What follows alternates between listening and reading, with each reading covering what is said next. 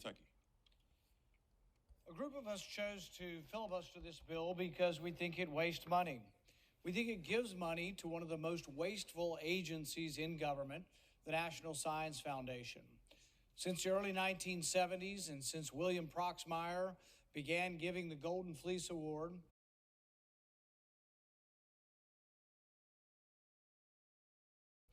for 50 years there have been a recurrence of waste from the National Science Foundation, from NIH, and from even the State Department. We discussed earlier some of these, and I have a handful of more that I think the American people should know about where their money's going to. So the NIH spent $2 million in research to see if using a hot tub can lower stress. Really? I think we probably could have just agreed to that. But no, we had to spend $2 million to study if you're soaking in a hot tub, whether that helps to relieve your stress. Now, the NIH also spent about $1 million to see if they could help people overcome their fear of dentists. Really? NIH spent almost $7 million of cancer research money to create an automatically flushing smart toilet. That's right, $7 million for an automatically flushing toilet. And here's the bonus. The toilet will actually take pictures of your derriere from the inside of the toilet bowl, should you wish to have those for posterity. $7 million for a smart toilet. How does this go on and nobody does anything? You know what we do? We flush more money down this smart toilet. We give them more money and nobody bats an eye. This is the problem of government. Nobody denies the waste. Nobody denies the ridiculous projects that are being funded, and yet year in, year out, it continues. We need to reform the process. We need to have a taxpayer advocate on the committee that votes on the projects. We need to have somebody with a grain of salt that is voting on these projects. Somebody who says that studying whether humans will eat ants to curb global warming, whether that's a useful, expenditure of $3 million to study whether or not humans will eat enough ants to keep the globe from warming. This goes on, and the people at home are like, how could this happen? How could you spend money on this? But it happens year in, year out because we never vote for less money.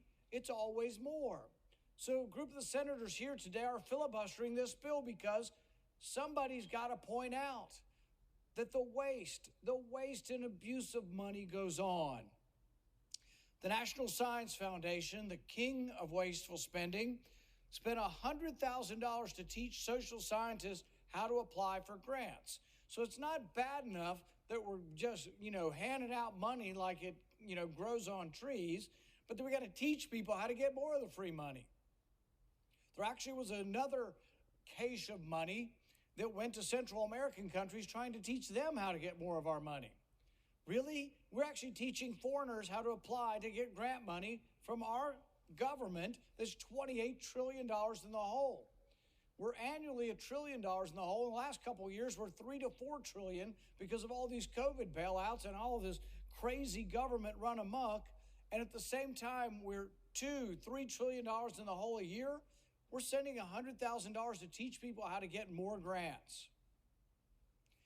The USAID spent $48 million helping disconnected Tunisian youth to not feel like, they are a problem to society, to help them cope with modern society. Well, look, coping's not easy for young people anywhere around the world, but I guarantee $48 million that we don't have, that we have to borrow from China to send to Tunisia, is not a good expenditure of money, probably helped no one, probably enriched some contractors somewhere. Somebody steals some off the top. There's always a little skimming operation. It was once estimated that as much as half to 70% of foreign aid was skimmed off the top, either by corrupt dictators in the countries receiving the money or simply by graft throughout the government in these countries that we send the money to. Often the foreign aid money was going to countries with people who had had dictators for 20, 30, 40 years. and we were giving money to dictators.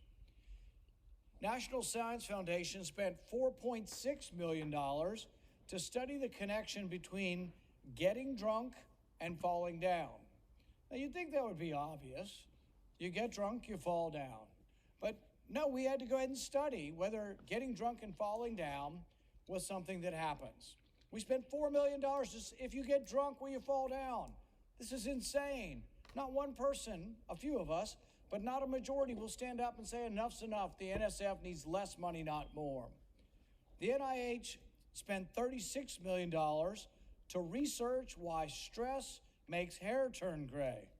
I'm at the age, I need to know that one. I mean, why does stress make your hair turn gray? Really?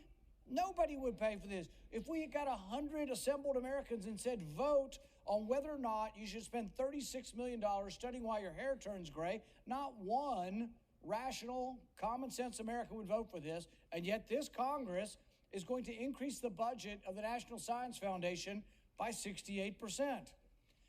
The National Science Foundation spent $2.5 million to research the effects of daydreaming. I'm not kidding. You can't make this stuff up. And so what are we going to do? Increase their budget, $29 billion in more money for the National Science Foundation. They ought to be ashamed. One side of the aisle doesn't give a fig how much we're spending, but the other side of the aisle that I reside on the right, pretends to care about the debt, and yet the majority of them will vote for this monstrous bill. The National Science Foundation used $1.5 million to study how to make tomatoes taste better. They spent a lot of money, they spent a lot of time, they wrote up their report, and this is shocking. This is groundbreaking research. They found that if you add sugar to tomatoes, they taste better. You can't make this stuff up, but it goes on and on and on. I'm glad to be joined on the floor by the senator from Utah, and I will reserve the remainder of my time and pass the baton.